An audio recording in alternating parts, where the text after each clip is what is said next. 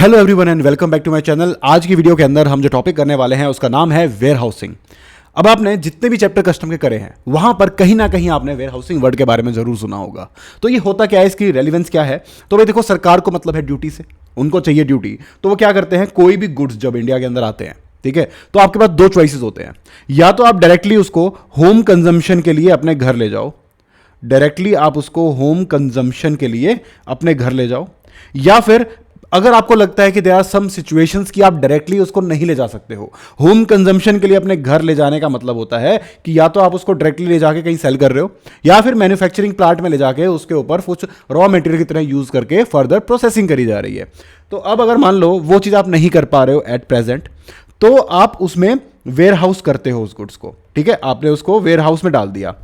Duty की liability तभी बनेगी जब होम कंजम्पशन के लिए जाएगा, वो चाहे डायरेक्टली इंपोर्ट होते ही जाए या पहले वेयर हाउस में होने के बाद वो होम कंजम्पशन के लिए जाए। तो this is in both situations the point जहां पर ड्यूटी लगेगी, ठीक है। तो इस चैप्टर के अंदर हम क्या देखने वाले हैं? इस चैप्टर के अंदर हम देखेंगे पूरी की पूरी वेयर हाउसिंग की कहानी। क्या क्या चीजें कि भाई कब कब आपको वेयर हाउसिंग करनी पड़ सकती है, क्या क्या सिचुएशंस हो सकती हैं, ठीक है, व्हेन।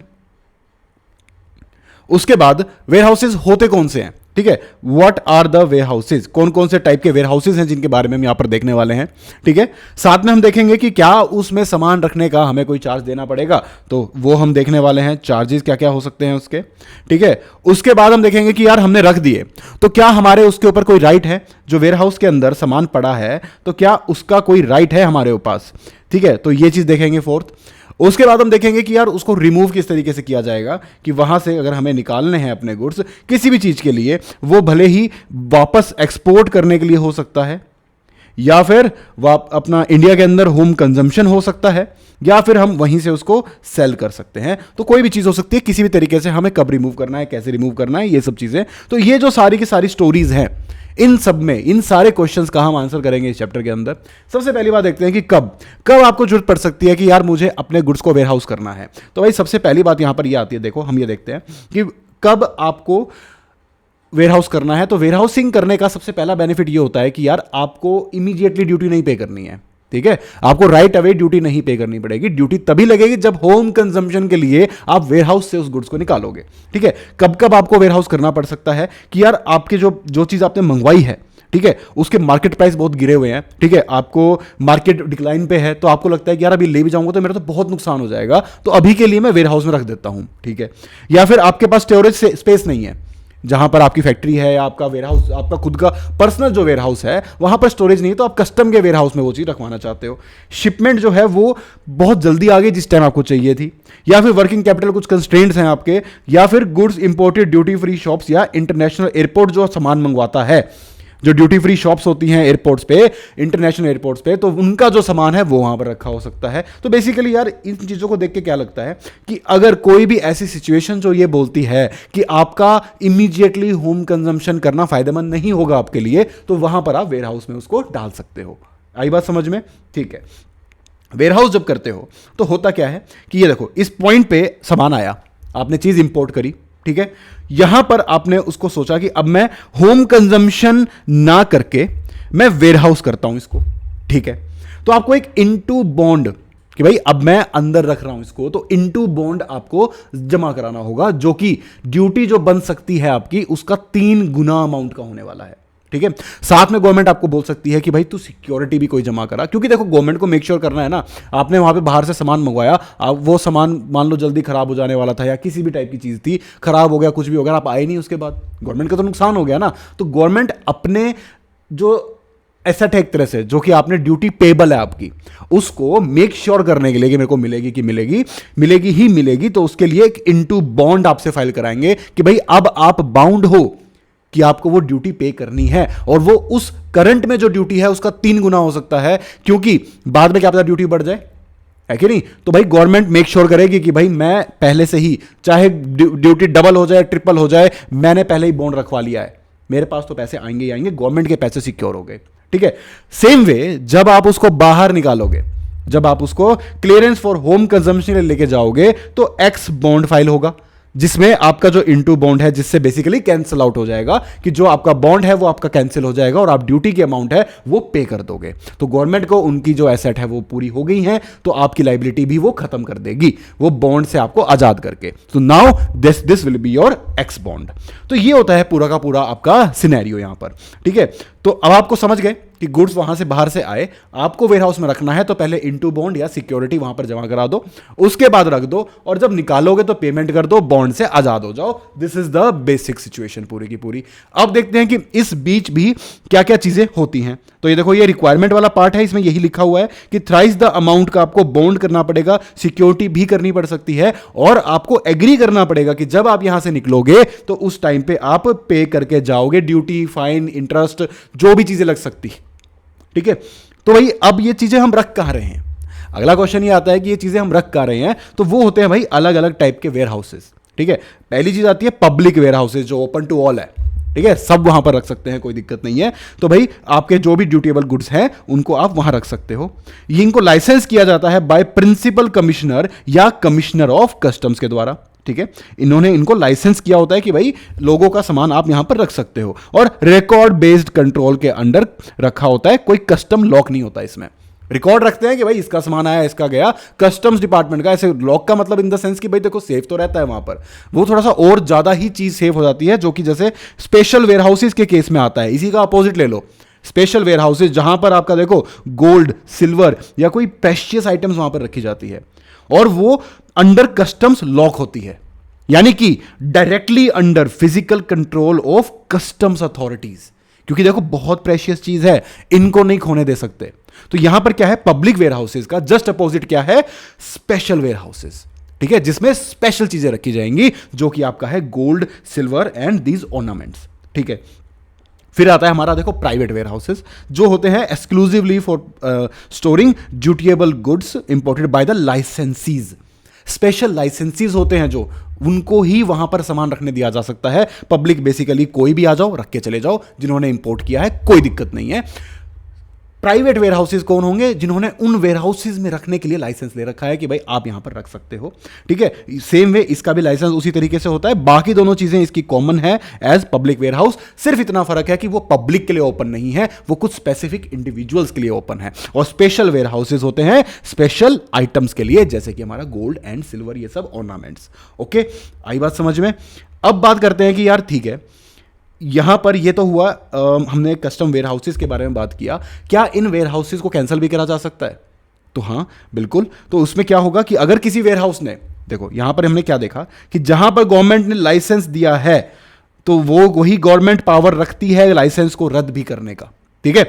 तो गवर्नमेंट क्या करती है, अगर आपको गवर्नमेंट को लगता है कि आपने वायलेट किए हैं कोई प्रोविजंस, ठीक है, या फिर आपने phase to other to some conditions, जो लाइसेंस देने के पीछे कुछ कंडीशंस आपको दी गई थी, आपने वो कंडीशंस नहीं पूरी करी, तो उन केसेस में आपके लाइसेंस को रद्द कर दिया जाएगा और आपको पहले अपॉर्चुनिटी ऑफ बीइंग हर्ड दी जाएगी, और उसके बाद जितना भी सामान है वो आपको अदर वेयर हाउस में रखना होगा, क्योंकि आप अब वेयर हाउस की तरह एक्ट नहीं कर रहे हो, आपका लाइसेंस खत्म हो चुका है। या फिर उन गुड्स को आप होम कंजम्पशन के लिए निकाल दो या एक्सपोर्ट करवा दो, तो ये आपके पास रिकोर्स रहता है इतने टाइम के, रिकोर्स नहीं सॉरी, ये आपको करना होगा इतने टाइम के अंदर। और द रिमूवल जो होगा वो 7 दिन ऑफ कैंसलेशन में कर देना है, और या फिर एक्सटेंडेड पीरियड मिल सकता है कुछ एक्सेप्शनल सर्कमस्टांसेस में, अगर प्रॉपर ऑफिसर चाहे तो, ठीक है। अब देखो वेयर हाउसिंग बॉन्ड के बारे में हमने बात करी, थ्राइस द अमाउंट बॉन्ड हो सकता था, ठीक है। तो उसके अंदर देखो सीधी बात है, बॉन्ड भी देखो दो टाइप के हो सकते हैं।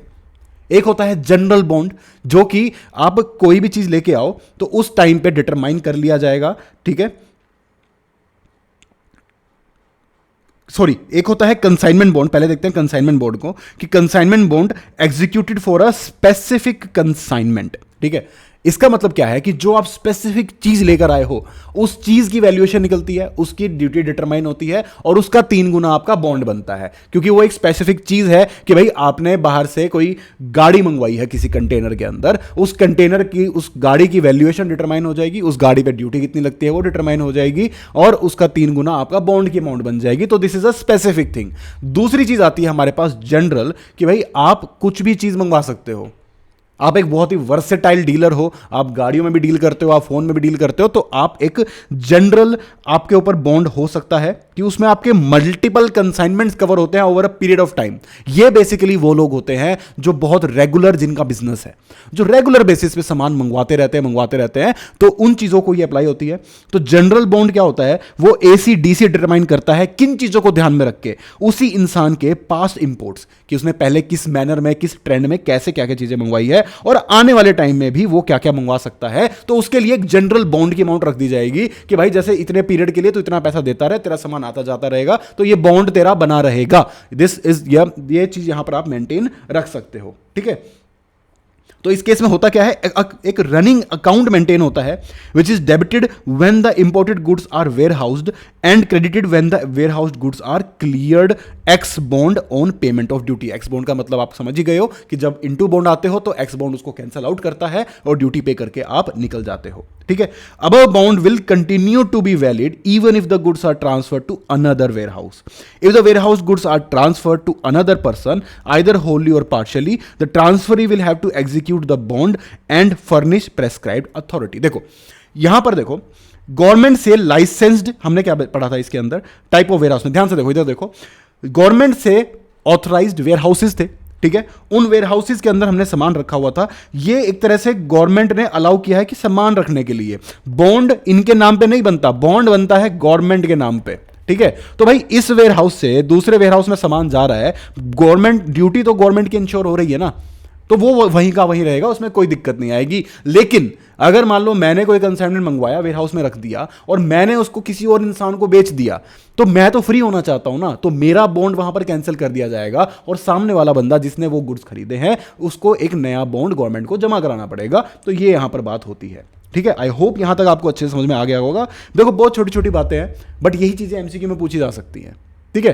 कि भाई सीधी सीधी यही क्वेश्चन पूछ लिया आपसे। अगर ये चैप्टर नहीं पढ़ा होगा तो इतना आसान सा भी क्वेश्चन आप कॉन्फिडेंस से आंसर नहीं कर पाओगे कि भाई एक चीज दूसरे बंदे को बेच दी गई तो क्या नया बॉन्ड बनेगा कि नहीं बनेगा, या एक चीज दूसरे वेयरहाउस में डाली गई तो नया बॉन्ड बनेगा नहीं बनेगा। पहला क्वेश्चन तो आप अपनी जनरल अंडरस्टैंडिंग से सही आंसर कर दोगे, लेकिन दूसरे में आप गलत हो सकते हो डेफिनेटली। तो यहां पर इन चीजों का ध्यान रखना है। उसके बाद आता है permission for removal of goods for the deposit in warehouse, यानी जो कस्टम पोर्ट में सामान आया है वहां से वेयरहाउस में जाने के लिए proper officer, section under section 60 once an importer has complied with the provisions of section 59, warehousing bond उसने बना दिया, उसने सिक्योरिटी दे दी, तो प्रॉपर ऑफिसर ग्रांट करेगा परमिशन कि भाई गुड्स को रख दे, डिपॉजिट कर दे वेयरहाउस में, ठीक है। तो इस परमिशन की यहां पर बात हो रही है। तो ये सिंपल एक बहुत बेसिक सी बात है। अब बात करते हैं, देखो सबसे important, period for which goods remain in warehouse. कितने टाइम के लिए आप रख सकते हो। अभी तक हमने देखो सब देख लिया, वेयरहाउस आप कब करोगे हमने ये देख लिया, कहां करोगे ये देख लिया, जहां पर करोगे उन पे क्या प्रोविजंस हैं वो भी देख लिए। तो अब हम यहां पर क्या चीज देखने वाले हैं कि period for which the goods will remain in warehouse, वो पीरियड क्या होगा। तो सबसे पहली बात, इसको पढ़ने की जरूरत नहीं है, हम यहां पर ये छोटा सा चार्ट मैंने बनाया है, इसको हम ध्यान से देखते हैं, सारी चीज आपकी सॉल्व हो जाएगी। क्या पीरियड होना चाहिए। देखो भाई दो टाइप के सामान होते हैं, ठीक है। एक देखो वेयरहाउस को आप छोटा मोटा मत समझो, वेयरहाउस एक तरह से पूरा शहर होता है, ठीक है। वहां पर मैन्युफैक्चरिंग ऑपरेशंस भी किए जा सकते हैं, वहां पर सामान रखा जा सकता है और दुनिया जहां बहुत बड़ी प्रॉपर्टी होती है वो, ठीक है। तो वहां पर कुछ ऐसे मैन्युफैक्चरर्स भी हैं जिनको अलाउ किया गया है कि यार आपने बड़ी बड़ी मशीन मंगवाई है, आप यहां पर लाओ, यहीं रखो मशीन, यहीं आपके रॉ मटेरियल आएंगे, यहीं अपना काम कर लो, कोई दिक्कत नहीं है, ठीक है। तो ये सब चीजों में क्या होता है कि where manufacturer and other operations are permitted, तो वहां पर कैपिटल गेन गुड्स हैं, तो जब तक आप क्लियर नहीं करते तब तक रख सकते हो। समझ में आ रहा है, जब तक आप क्लियर नहीं करते तब तक रख सकते हो। तो बेसिकली कुछ स्पेसिफिक सिचुएशंस में गवर्नमेंट अलाउ करती है उनको कि भाई ये इंडिया की इकोनॉमी के लिए बहुत इंपॉर्टेंट है, तो कर लो वहां पर काम, भाई बनाओ सामान, बेचो सामान, क्योंकि बेसिकली पैसा तो कमा के दे रहे हो ना गवर्नमेंट को, तो वो चीज कोई दिक्कत नहीं है। गुड्स का भी यही है कि जब तक वो कंज्यूम नहीं होते मैन्युफैक्चरिंग में या आप क्लियर नहीं करते, कोई दिक्कत नहीं है, ठीक है। लेकिन इसके अलावा जो लोग हैं, अगर उनको, पहली बात तो 1 साल तक का ही अलाउड है कि आप 1 साल तक ही वेयरहाउस में रख सकते हो, मैन्युफैक्चरिंग के लिए अलाउड है, उनके अलावा लोगों की बात कर रहा हूं मैं, ठीक है। सिर्फ 1 साल तक वहां पर रख सकते हो, उसके बाद भी अगर प्रिंसिपल कमिश्नर और कमिश्नर चाहे तो 1 साल से वो एक्सटेंड भी किया जा सकता है, कोई दिक्कत नहीं है। लेकिन इनको पैसा देना पड़ेगा। कितना? अगर आपने 90 दिन से ऊपर वहां पर सामान छोड़ दिया तो 15% of the rate of duty 15% of rate of duty जो होगा आपका, जो ड्यूटी बनेगी उसका आपको इंटरेस्ट बनता जाएगा जितने भी लंबे टाइम तक आप यहां पर रखोगे उसको।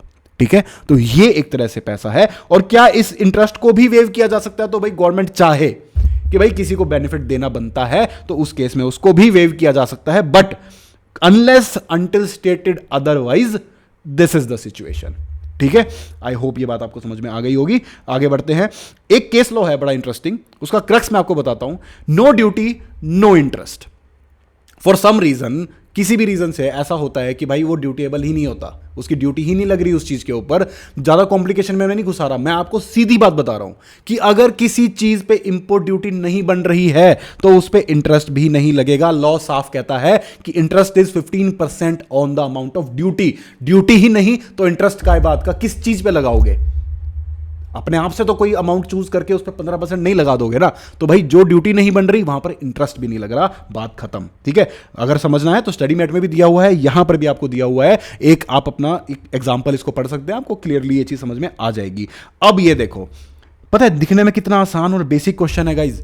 आप बिलीव नहीं करोगे, 4 नंबर का एग्जाम के अंदर लास्ट क्वेश्चन के अंदर ये क्वेश्चन पूछा जाता है बहुत बार रिपीट मोड पे। सबसे ज्यादा इस चैप्टर में से क्वेश्चन आने वाला यही है क्या कि भाई एक ऑनर के पास क्या क्या राइट्स है, जिसका ऑनर इन द सेंस जिसका सामान है, जिसका सामान उस वेयरहाउस में रखा है, उस इंसान के पास क्या क्या राइट्स है। तो पहली बात तो वो अपने गुड्स को जाकर इंस्पेक्ट कर सकता है। ठीक है, वो इंश्योर कर सकता है कि भाई गुड्स मेरे डिटोरेट तो नहीं हो गए, डैमेज तो नहीं हो गए जब वो वेयर हाउस में रखे हैं। उनको सॉर्ट कर सकता है, आगे पीछे रखना है, उसको थोड़ा जचा के रखना है, जो भी करना है वो छोटी मोटी चीजें वहां पर जाके वो कर सकता है। या फिर किसी को अगर उसको बेचना है तो उसको ले जाके दिखा भी सकता है कि देख मेरे गुड्स ये रखे हैं। ठीक है, तो ये सारे राइट्स हैं, ये एज इट इज रटने पड़ेंगे। 4 के 4 पॉइंट, 4 नंबर का क्वेश्चन, बिल्कुल इजी ग्रैब ऑफ मार्क्स आपका यहां पर बन जाता है ये। ठीक है, अब देखो यहां पर manufacture and other operations in related to goods in warehouse, जो हमने ऊपर कॉन्सेप्ट किया था, इसकी और थोड़ी सी डिटेलिंग है कि भाई परमिशन सेक्शन 65 अलाउ करता है कि owner of warehouse goods to carry out manufacturing और other operations in a custom bonded warehouse. ठीक है, परमिशन कौन देगा? वही principal commissioner and commissioner of customs. इस चैप्टर की सबसे अच्छी बात यही है कि परमिशन देने वाले ये दो ही हैं हर एक चीज में। ड्यूटी इंप्लीकेशंस क्या होंगी? एक्सपोर्टेड गुड्स, अगर तुमने एक्सपोर्ट कर दिए वो गुड्स, ठीक है, तो भाई if the finished goods are exported, import duty on the waste और रिफ्यूज इज रेमिटेड। ठीक है, देखो इसको समझते हैं, इसको यहां इस एग्जाम्पल से। ठीक है, होता क्या है, एक इंपोर्टर है, उसने रबर मतलब कोई चीज बनाने के लिए मटेरियल उसने इंपोर्ट किया। ये रबर था, उसमें इतना 1500 किलो रबर था, टोटल रॉ मटेरियल था 1710। ठीक है, अब यहां पर आपके पास देखो कस्टम बॉन्डेड वेयरहाउस में आप कुछ मैन्युफैक्चर कर रहे हो। ठीक है, सीधी बात है, आपको ड्यूटी तभी देनी पड़ेगी जब आप उसको होम कंजम्पशन के लिए लेके जाओगे, उससे पहले आपकी कोई ड्यूटी नहीं बनने वाली। ठीक है, तो अब यहां पर हो क्या रहा है, दो कंडीशंस हो रही हैं। जो कस्टम बॉन्डेड वेयरहाउस में जो इंसान, कस्टम वेयरहाउस के अंदर जो इंसान मैन्युफैक्चरिंग कर रहा है, ठीक है, वो एक्सपोर्ट भी कर रहा है। दोबारा क्यों लिख रहा हूं, यहां लिखा हुआ है वो एक्सपोर्ट भी कर रहा है, वो होम कंजम्पशन के लिए भी निकाल रहा है। तो लॉ ये कहता है कि भाई आपके जो देखो सामान बनता है उसमें से वेस्ट निकलता है। ठीक है, अब वो जो वेस्ट भी है वो उसी इंपोर्टेड सामान का ही पार्ट है। हो सकता है कि लोग उसको वेस्ट के नाम से निकाल के और उस पर पैसा बचाना चाह रहे हो, है कि नहीं, कि उस पर ड्यूटी नहीं देंगे, वेस्ट बोल के ले जाएंगे चुपचाप घर पे, बाद में जाके उसको जोड़ के यूज कर लेंगे। तो इस चीज को अवॉइड करने के लिए गवर्नमेंट ने क्या बोला कि अगर आप होम क्लियरेंस के लिए लेके जा रहे हो तो या तो उस वेस्ट को कंप्लीटली डिस्ट्रॉय करो, नहीं तो उस वेस्ट के ऊपर भी ड्यूटी पे करो। सीधी बात। ठीक है, और अगर आप एक्सपोर्ट कर रहे हो तो भाई उस केस के अंदर जो आपका जो वेस्ट है उसको तो डिस्ट्रॉय करना ही करना है, और अगर नहीं करते हो तब भी आपको ड्यूटी पे करनी पड़ेगी। तो वेस्ट अगर इंडिया में रुक रहा है तो भाई उस केस में ड्यूटी तो लगेगी ही लगेगी। अब हम बात कर रहे हैं मेन चीज की, जो प्रोडक्ट आपने एक्चुअल में होम कंजम्पशन लेके आ रहे हो या बाहर भेज रहे हो, तो जो बाहर भेज रहे हो उस पर ड्यूटी नहीं लगेगी, जो होम कंजम्पशन में लेके आ रहे हो उस पर ड्यूटी लग जाएगी। सिंपल सी बात है। क्या है कि भाई एक प्रोसेस था ए, उसमें से वेस्ट भी निकला और उसमें से नॉर्मल भी निकला। ठीक है, नॉर्मल में से जो बाहर गया, जो एक्सपोर्ट हुआ, उस पे नो ड्यूटी, जो होम कंजम्पशन में गया उस पर ड्यूटी लग जाएगी। वेस्ट की बात करूं तो वेस्ट तो इंडिया में ही है ना, दोनों केसेस में वेस्ट तो इंडिया में ही है, तो वेस्ट अगर मैंने डिस्ट्रॉय कर दिया तो नो ड्यूटी, और अगर वो बचा हुआ है या मैं उसको लेके जा रहा हूं या कुछ भी कर रहा हूं तो उस केस के अंदर ड्यूटी विल बी लायबल। ठीक है, तो आई होप ये पॉइंट आपको समझ में आ गया हो। तो ये यहां पर बात हो रही थी सारी की सारी। ठीक है, अब बात करते हैं रिमूवल ऑफ गुड्स। ठीक है, रिमूवल किन किन मैनर में हो सकता है, एक चीज समझो। पहली बात तो या तो आप उसको एक वेयरहाउस से दूसरे वेयरहाउस में निकाल सकते हो, या फिर रिमूव करना बेसिकली क्या बात हो रही है कि वेयरहाउस से रखा हुआ सामान वहां से बाहर कैसे कैसे कब कब निकलेगा, ये बात कर रहा है।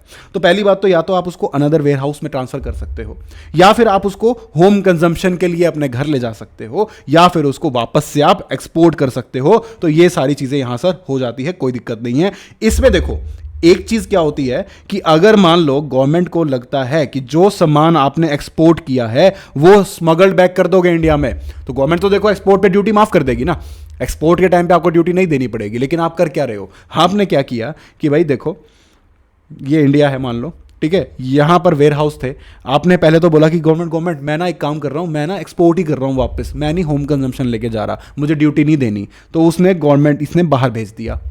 उसके बाद चुपके से जब गवर्नमेंट का मुंह उधर हुआ तो वो घूम के बोला कि यार इधर से गवर्नमेंट देख नहीं रही है, मैं दोबारा इसको अंदर ले आता हूं। ड्यूटी बच गई, एक जगह से वेयरहाउस से निकाली, उसको लगा कि वहां से रास्ता क्लियर हो गया है कि भाई मैं मुंबई में मैंने वेयरहाउस में रख दिया, गुजरात में रास्ता क्लियर है आज, तो फटाफट मैं वहां से निकाल लूंगा। तो गवर्नमेंट को अगर ऐसा लगा कि भाई तुम इस तरीके से स्मगल बैक कर सकते हो उस झूठ बोल के एक्सपोर्ट किए हुए गुड्स पे, तो भाई वहां पर उसको एक्सपोर्ट नहीं करने देगी। ठीक है, without payment of duty, payment करना पड़ेगा, फिर एक्सपोर्ट कर लो, जो मर्जी करो, दोबारा लाओ, फिर दोबारा ड्यूटी दो, तुम्हारी मर्जी है, कोई दिक्कत नहीं है। ठीक है, may be allowed to be so exported subject to such restrictions, कुछ रेस्ट्रिक्शंस लगा सकती हैं कि भाई हमारे मीन से ही जाना, इसी तरीके से जाना, इसी रूट से जाना, ताकि हम तुम पे निगरानी रखेंगे, है ना। तो ये सब चीजें वहां पर हो सकती है। और दूसरा आप रेलिंक्विश भी कर सकते हो अपने टाइटल को, अगर वो चीज कोई इलीगल नहीं है, उस पर कोई दिक्कत नहीं है। बेसिकली उस केस में वही ऑक्शन वगैरह करके वहां पर चीजें हो जाती हैं आपकी। ठीक है, अब आपका एक लास्ट पॉइंट क्या बनता है यहां पर कि भाई देखो कुछ अगर आपके मान लो वॉलेटाइल गुड्स हैं, ठीक है, वॉलेटाइल गुड्स हैं कुछ आपके, तो वो बेसिकली क्या है कि वो यार जल्दी से खराब हो सकते हैं, कुछ भी हो सकता है, उनमें डिटेरोरेशन हो सकती है, उसमें डैमेज हो सकता है। तो उस केस के अंदर अगर आपका ACDC चाहे, तो भाई वो क्या कर सकता है, वो बोल सकता है, कह सकता है कि भाई हाँ यार नेचुरल लॉस हुआ है।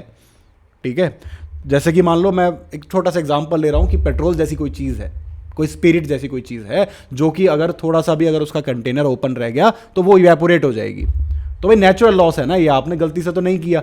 ठीक है, तो उस केस में आपकी ड्यूटी को रेमिट कर दिया जाएगा, जो हमने रेमिट वाला प्रोविजन पढ़ा था उस तरीके से वो चीज़ भी हो सकती है। वेयर हाउस में रख के ऐसी चीज़ें भी अकर हो सकती है। ये था आपका लास्ट पॉइंट। तो भाई सारी की सारी चीज़ें हमने देख ली, एक एक कॉन्सेप्ट आपका इस वीडियो के अंदर कवर हो चुका है। अब आप क्वेश्चन करके देखना, एक भी क्वेश्चन आपका गलत नहीं होगा। MCQ हो चाहे बड़ा क्वेश्चन हो, छोटा सा चैप्टर है लेकिन यार क्यों मिस करना है, 4 नंबर ये भी आपको एग्जाम में दिला सकता है। तो भाई आई होप ये वीडियो आपको अच्छी लगी, अगर अच्छी लगी तो यार लाइक करना, सब्सक्राइब करना, and thank you for watching.